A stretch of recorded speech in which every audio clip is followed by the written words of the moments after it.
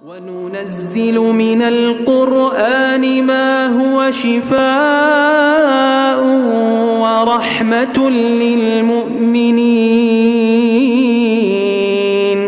ولا يزيد الظالمين إلا خسارا.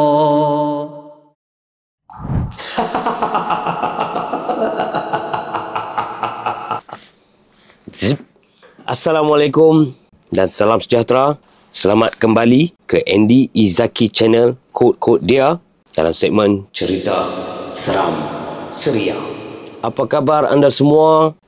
Aku harapkan hampa semua berada dalam keadaan yang sihat-sihat walafiat dan ceria-ceria selalu. Alhamdulillah, kita berjumpa lagi. Untuk video kali ini, aku ada dua cerita yang akan aku cuba sampaikan kepada hampa. Yang mana dua cerita ni aku dapat daripada email yang salah seorang daripada hampa yang hantar email ni dekat aku. Okey? Jangan lupa geng, yang mana belum subscribe, ini kerja hampa. Tekanlah butang subscribe kat bawah tu. Tekanlah butang like, komen, share dan hit bell notification untuk sebar maklumat daripada Andy Izaki Channel. Gelak bila nak mula kan. Jom kita layan intro. Let's roll.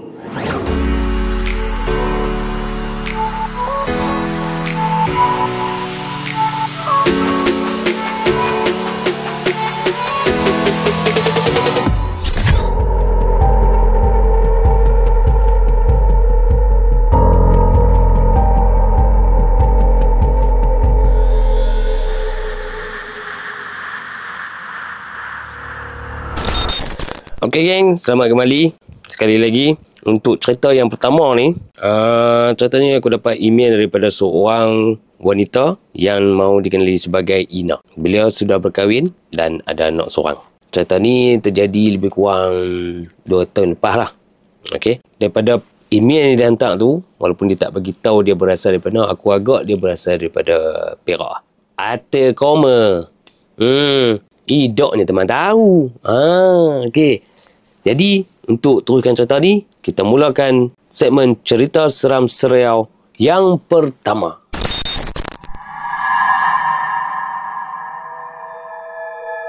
Nama aku Ina. Kejadian ni berlaku kira-kira 2 tahun lepas. Masa tu aku baru lepas bersalin anak yang pertama hasil perkahwinan aku dan suami aku yang bernama Haikal. Aku melahirkan anak aku di sebuah hospital besar di Bandar Ipoh, Perak. Aku tak mau sebut nama hospital tu. Cukup aku katakan ia antara hospital kerajaan yang agak terkenal di situ. Dan selepas bersalin tu aku ditempatkan di ward bersalin blok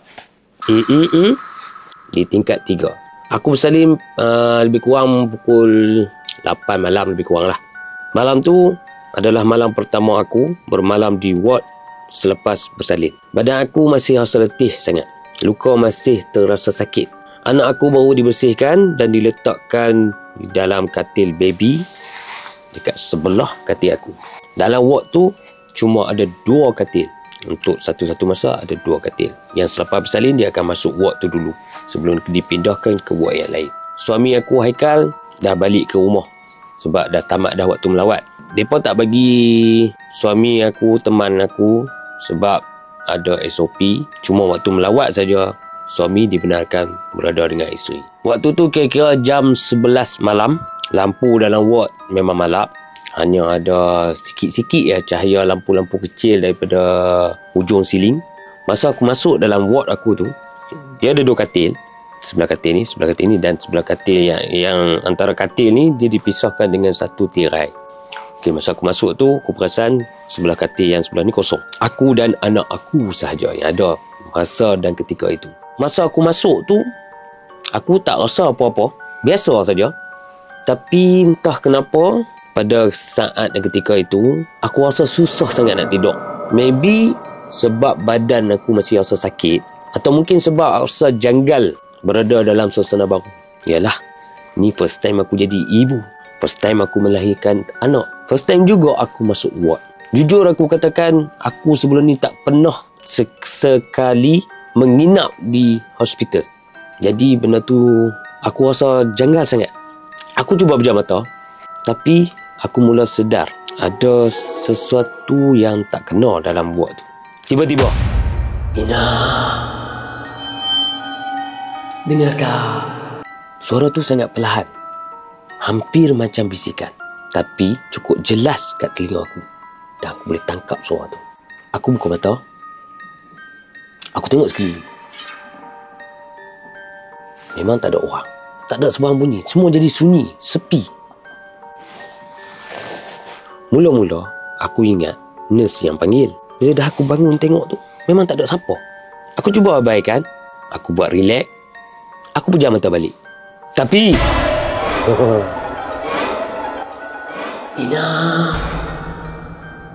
tolong. Kali ni suara tu datang dari arah katil sebelah tirai. Suara perempuan yang lemah, suara yang serok-serok macam tu. Aku terus pandang kat tirai sebelah. Aku pasti memang tak ada orang. Aku dah mula rasa takut. Korang bayangkan, dalam keadaan sakit, keadaan letih, lepas melahirkan, tiba-tiba aku terpaksa dengar benda yang pelik-pelik. Perasaan aku mula jadi kacau bilau. Aku terus tekan butang loceng untuk panggil jururawat. Pet. Tak ada siapa main.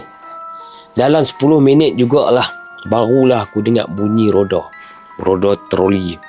Rupanya nurse mai tolak troli ubat untuk bagi ubat dekat pesakit-pesakit ibu yang dah bersalin.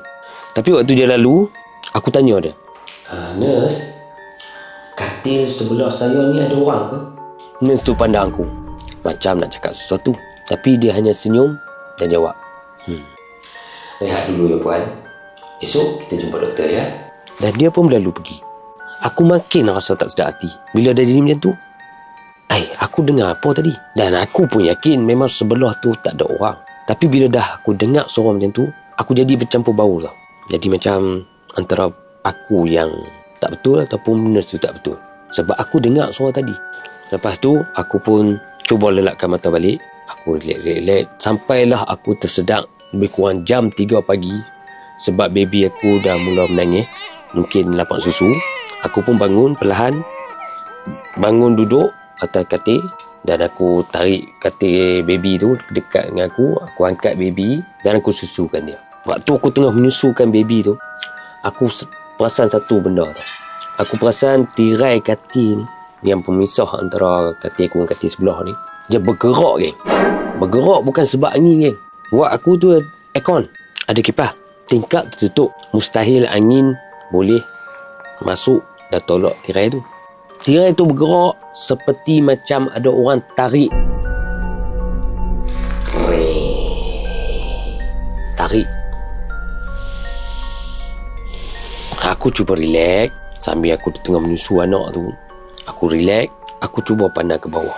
Sebab dia dekat saja, dekat dengan tirai tu. Aku pandang tirai tu ke bawah. Tirai tu dia tergantung, dia tak rapat dengan lantai. Dia tergantung, dia ada jarak. Dan apa yang mendebarkan aku bila aku nampak bayangan kaki, tapi bukan macam kaki manusia biasa.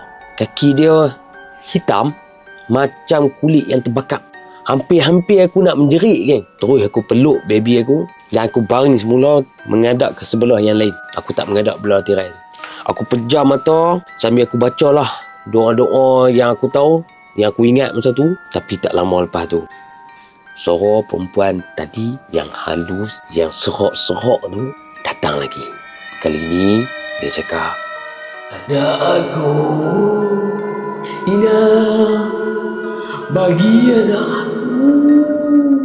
Aku menangis dalam diam sambil memegang mendukung anak aku.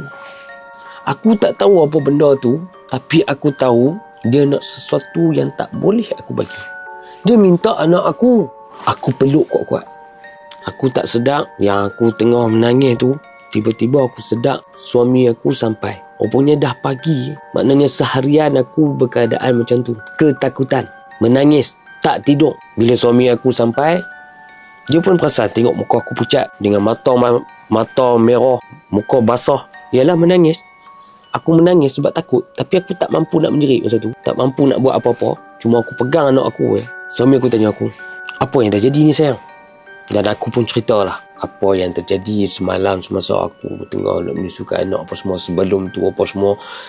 Dan dia pun terkejut. Dan dia berbincang dengan aku untuk tukar ke ward lain-lain lah. Aku pun bersetuju. Dan dia pun keluar pergi jumpa nurse di bahagian ward tu. Dan 10 minit lepas itu dia kembali dan bagi tahu, dia cakap, okey, urusan untuk pindah ward dah selesai. Sekejap lagi dia orang akan angkat barang-barang aku dan anak aku dan akan ubah ke ward yang lain yang lebih ramai sakit. Dan bila selesai pindah ward tu, alhamdulillah semua keadaan kembali tenang. Tak ada suara, tak ada tirai bergerak, tak ada kaki misteri. Cuma dengar bunyi baby-baby nangis dan orang-orang yang datang saja. Itu saja. Alhamdulillah. Tapi apa yang menjadi igawan pada aku, suara tu. Terlampau jelas suara tu. Walaupun berbisik, tapi jelas pada pendengaran aku. Suara yang meminta anak aku untuk dibagikan kepada dia. Demi Allah, aku tak akan sesekali melepaskan anak kesayangan aku. Itu dia, geng. Itulah cerita daripada seorang wanita yang bernama Ina yang berasal daripada Perak barangkali ataupun menetap di Perak yang dia kongsikan untuk kita semua. Tamat cerita yang pertama. Jadi, untuk cerita yang kedua, sabarlah dulu. Kita rehat saat. Kita jumpa selepas ini. Stay tune, guys.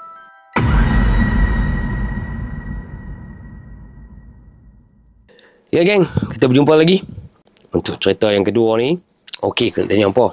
Berapa ramai yang antara hampa yang sedang menonton ni yang pernah bekerja ataupun masih bekerja dalam bidang penguatkuasa? Okey, kalau kat bandar tu aku tak apa nak kisah sangat. Ni yang di kawasan-kawasan pendalaman.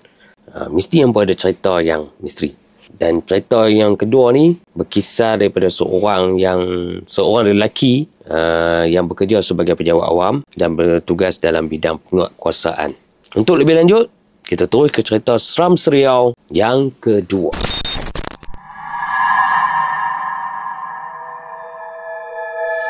Okey, nama aku Zaki. Umur aku baru 36 tahun. Sudah berkahwin dan berkeluarga. Dah 10 tahun berlalu, tapi kejadian tu masih segar dalam ingatan aku. Aku rasa macam baru semalam ni benda tu jadi. Masa tu aku masih bujang. Baru saja 2 tahun aku masuk kerja sebagai seorang anggota penguatkuasa dalam sebuah jabatan kerajaan. Dan aku ditempatkan di negeri Utara Semenanjung. Negeri Perlis lah. Walaupun kecil tapi comel. Okey, aku ditugaskan dalam jabatan aku ditugaskan di bahagian unit risikan. Kerja yang memerlukan banyak bergerak dalam diam, menyamar, memerhati dan mengumpul maklumat. Itulah kerja aku. Tak semua orang sesuai untuk kerja yang macam ni. Tapi aku terima sebab memang daripada kecil lagi aku berminat dalam investigation, penyiasatan. Hang nak menyiasat, hang mesti ada maklumat. Maklumat akan dapat daripada risikan. Barulah hang boleh jalankan siasatan dan tangkapan. Okey, dan sebab lain yang membuatkan aku tertarik dalam bidang ni adalah sebab dia adventure. Aku suka benda yang mencabar diri aku, kemampuan aku. Aku terima benda tu. Okey, pada malam tu aku telah mendapat arahan daripada ketua aku untuk menjalankan satu tugas risikan bersama 3 orang lagi rakan aku, iaitu Rizal, Hakim dan Farid. Kami dapat arahan tu pun dalam keadaan yang terdesak. Malam tu juga keluar arahan lebih kurang dalam pukul 9 dapat arahan. Kawasan yang kami kena buat risikan tu adalah sebuah kawasan ladang. Di Perlis ni, ladang yang paling besar adalah ladang tebu. Kedudukan ladang tebu ni dia berhampiran dengan sempadan Malaysia, Thailand. Kawasan ni memang hotspot dan banyak maklumat yang kami dapat mengatakan kawasan ni sering jadi tumpuan untuk laluan penyeludupan, tak kiralah penyeludupan barang ataupun manusia. Jadi kami terus, aku dengan member aku set pukul berapa untuk jumpa di pejabat dan kami bergerak malam tu juga. Setelah berkumpul di pejabat lebih kurang dalam pukul 10 lebih macam tu, kami bergerak dengan sebiji kenderaan pacuan 4 roda yang memang dibekalkan untuk anggota risikan, dan kami sampai ke kawasan tu dalam lebih kurang pukul 11 malam. Semasa sampai tu kawasan tu sunyi, angin sepoi-sepoi basah, tapi yang paling buat aku tak selesa lah sebab dia terlampau, suasana dia lain macam. Yalah, hang akan rasa benda tu. Bila hang rasa something wrong, dia akan timbul perasaan tu. Gelap dia ni bukan gelap yang biasa-biasa lah. Aku bawa torchlight yang mahal tu, aku beli sendiri. Okey, bila kami turun tu, torchlight yang aku guna ni, aku sulur ke depan tu, dia macam tak boleh pijau lah. Sebab dia macam kawasan tu dia macam berkabus. Dia ada macam asap-asap. Tak tahulah, mungkin tengah malam kan, dia turun kabus kan, kot sejuk kan. Jadi pergerakan cahaya tu jadi terbatas.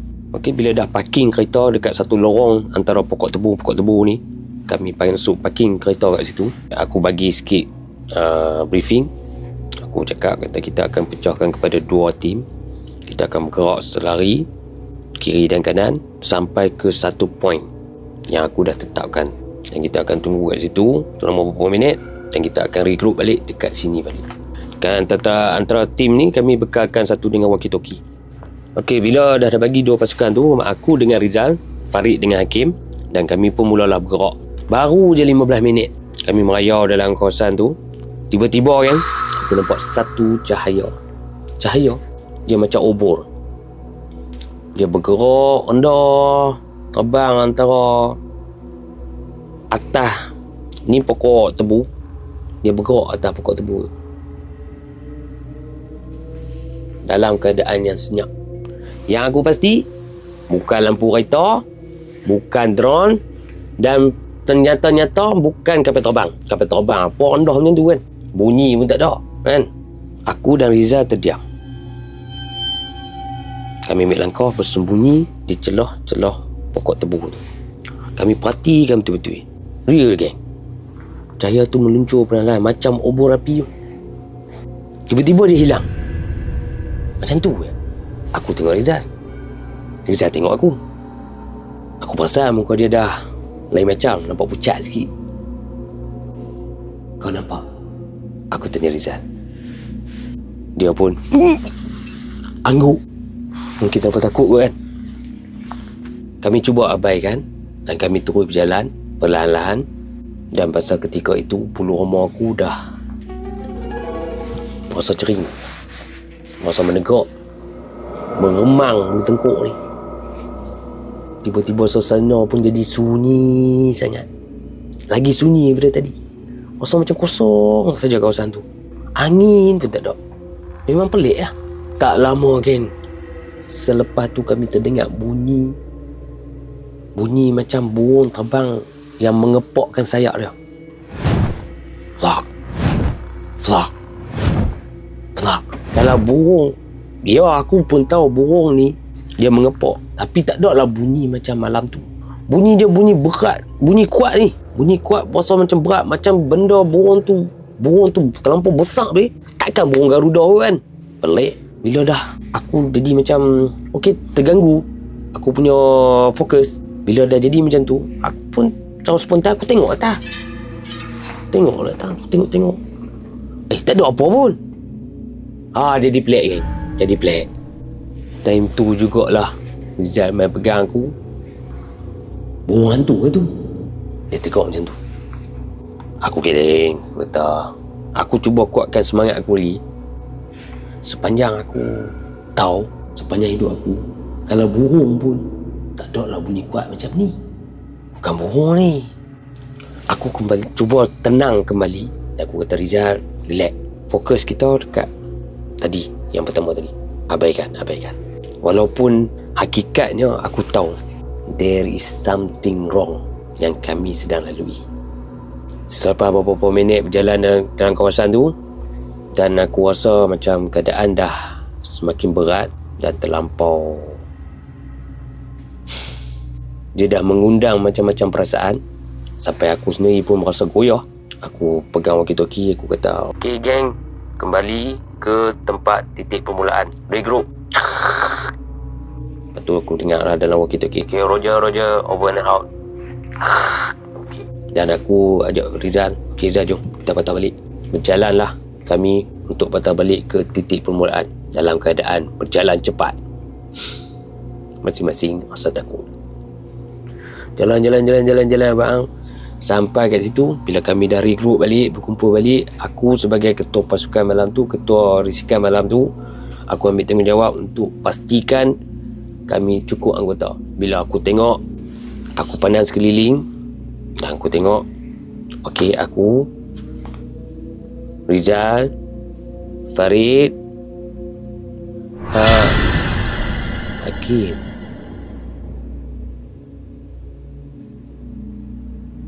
Siapa lagi seorang kat tengok? Hampa tahu tak, geng? Ada seorang lagi di antara celah-celah Farid dan Hakim. Alamak, kacau lah, betul ya. Antara Farid dengan Hakim ni, ada seorang lagi duduk tengah-tengah dia tu. Maknanya masa tu dia ada 5 orang. Termasuk aku, termasuk Rizal, Farid, Hakim, dengan makhluk yang aku tak pasti siapa dia tu, ada kat celah-celah antara Farid dan Hakim. Dia berdiri sama kami, kan, tapi dalam keadaan menunduk. Pakai baju pun sama dengan kami. Pakai baju warna hitam, pakai topi, pakai jaket. Yang 3 orang ni tak perasan lagi. Aku yang perasan sebab aku duduk tengok. Aku ambil torchlight, aku suluh antara Farid dengan Hakim ni. Celah-celah mereka kan, aku suluh. Sambil mulut tak kata apa dah. Aku nak pastikan dia orang ke atau apa ke. Amat suka bagi aku, geng, sebab keadaan dia, hang boleh bayangkan sekeping gambar, tapi gambar tu bergerak. Jadi hang takkan nampak muka. Dalam keadaan dia tunduk, pakai cap, dia tunduk. Dan Jaya, aku tak tahu, geng, tapi memang aku tak nampak muka dia. Tapi yang jelas, dia menyerupai seorang manusia. Sampai tangan aku menggeletak masa aku pegang torchlight ni. Bila aku beralih tengok dekat Rizal, aku panas sekilas kat Rizal. Bila aku beralih pula, hilang, kan? Tak ada. Aku tergamam dan terkejut. Aku jadi, yang aku ingat aku keluar kataan Allahu Akbar. Ha, tunggu lagi, jom balik. Pak, masuk dalam kereta, start enjin kereta, tekan kelas, masuk gear, tekan minyak. Tiba-tiba kereta tak berjalan, geng, tak bergerak langsung. Aku tekan minyak ni, yang Rizal, Farid apa semua ni cepat bergerak, kan? Maknanya depa pun dah sedar dah. Aku pun tekan ni, apa ni, macam mana ni kereta tak bergerak ni. Lepas tu Farid yang kat belakang tu dia azan, Allahu Akbar, Allahu Akbar, Allahu Akbar, Allahu Akbar. Sampai habis azan tu barulah kereta tu mula bergerak. Dan aku pun tunggu pagi, cekan habis rapat, dalam hutan tebu tu, babang, sampai ke pejabat. Berat, geng. Berat. Aku cerita ni pun berat. Kenapa aku langsung lambat dengan nak habis cerita ni? Okey, dipendekkan cerita, dah sampai ke pejabat apa semua, okey. Dan lebih kurang dekat Zaki ambil keputusan. Dia kata tunggu saat lah, kita tunggu sampai solat, sampai subuh. Lepas waktu subuh, kita solat subuh apa dulu, baru kita balik rumah. Bahaya untuk kita nak balik rumah, takut dia tak tahulah, mungkin ada ikut ke apa, kan. Dan selepas solat subuh apa semua tu, barulah mereka balik ke rumah. Sesampainya di rumah, Zaki terus masuk ke bilik, lepas mandi-mandi apa semua, dan sambung tidur. Sebab dia terlampau mengantuk, dah letih lah. Dia jaga balik pukul 12. Terlupa hantar laporan pula dekat bos. Tengok handset, tu je berbelah miss call daripada bos. Tunggu apa lagi, telefon bos, cerita sekian kejadian apa malam tu. Tapi itulah, kalau hampa pun takkan hampa nak percaya, kan, selagi hampa tak melalui. Aku pun berat nak percaya, tapi selagi aku tak melalui, aku hanya boleh dengar, percaya atas masing-masing. Macam tu juga dengan bos Zaki. Zaki beritahu, dia dah bagi tahu bos dia kejadian tu berlaku apa semua. Mula bos dia pun tak pernah nak percaya jugalah. Tapi dia pi, nasib baiklah dia pi dengan kawan, bukan dia pi bersorak. Buat risikan tu seorang-seorang. Dia ada kawan dia. Jadi kawan dia pun ni pun cerita benda yang sama. Nak tak nak, bos dia pun terpaksa terima cerita tu. Dan ke 2-3 malam pula tu, baru dia keluar pula buat risikan semula. Sebab laporan kena ada, sebab ada maklumat.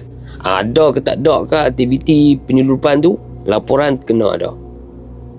Okey, sekarang dia masih lagi, Zaki masih lagi seorang anggota penguatkuasa, tapi bukan bertugas di polis dah. Dia dah minta transfer, minta tukar duduk kat kampung halaman dia, itu di Johor. Dan dah berkahwin dah, ada anak dah. Okey, itulah cerita dia. Cerita seorang yang bernama Zaki. Cerita yang melibatkan anggota penguatkuasa di sempadan Malaysia, Thailand. Dan cerita seram yang dia lalui sepanjang tempoh tu. Geng. Berat, geng. Aku berasa cerita ni panjang sangat. Padahal aku tengok email dia tu pendek ya. Tapi bila dah cerita ni, ranjau tu ya.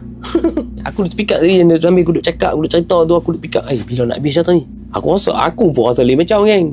Hampir 4, balik 5. Yang tu lagi aku takut tau. Real kalau hang duk kira-kira orang ni, kalau pergi 10 pun balik sebelah pun takut. Kalau balik tak cukup pun lagi takut. Okey, benda tu biasalah bagi anggota penguatkuasa yang duduk dalam bidang yang macam tu. Tanggungjawab hang kena buat juga. Tugas hang kena jalankan. Tapi apa yang nakkan hadap tu, yang tu hang kena banyak. Dalam ni kena isi. Kosong pun boleh. Berani dengan tak berani je lah. Aku dah lalu benda-benda tu. Okey, geng. Alhamdulillah, dah habis cerita yang kedua. Kita rehat dulu. Kena ayak kopi apa dulu lah. Minum-minum dulu. Kita jumpa selepas ini. Stay tune.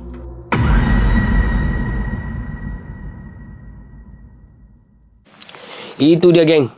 2 cerita yang berjaya aku tampilkan pada video kali ini.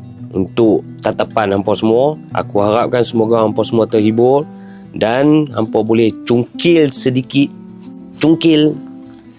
pengajaran daripada cerita-cerita yang aku cerita tadi. Untuk hampa jadikan sebagai pengajaran ataupun pedoman hampa untuk hari-hari hampa yang mendatang. Okey. Terima kasih kepada yang dah subscribe. Syukur Alhamdulillah. Dan kepada yang belum subscribe, silalah tekan butang subscribe, like, comment and share, dan hit bell notification untuk sebarang maklumat daripada Andy Izaki Channel. Selalu aku katakan kepada hampa, jagalah kesihatan, sebab kesihatan yang baik insya-Allah akan menjaminkan kehidupan yang lebih baik. Aku doakan semoga kita semua dimurahkan rezeki, dipermudahkan segala urusan, dan yang baik-baik untuk aku, untuk hampa, dunia akhirat. InsyaAllah. Amin. Semoga kita berjumpa lagi di next episode, di next video, di next journey. Journey of Andy Izaki Channel. Ingat tagline aku. Kod, cheer.